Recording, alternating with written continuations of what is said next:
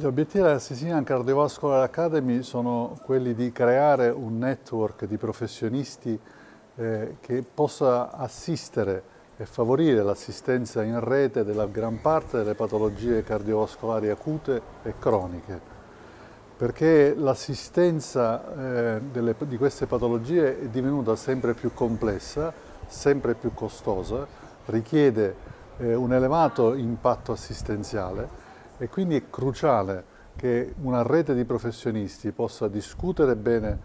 tra di loro e creare tutti i network necessari per avvicinare il paziente all'ospedale più attrezzato, piuttosto che duplicare gli ospedali cercando di creare una serie di doppioni che finiscono per essere inutili.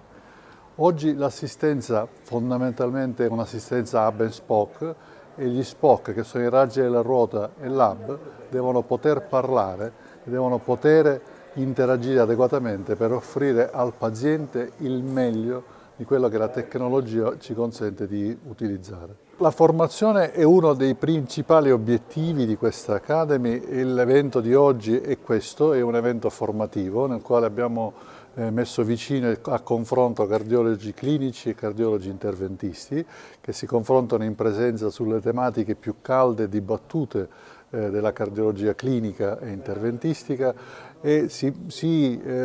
otterrà anche con una serie di modalità e corsi web che saranno dedicati ovviamente allo sviluppo delle tecniche per cercare sempre ognuno di noi di usufruire dell'esperienza dell'altro e sentire sempre quali sono i pro e i contro delle varie tecnologie che abbiamo a disposizione.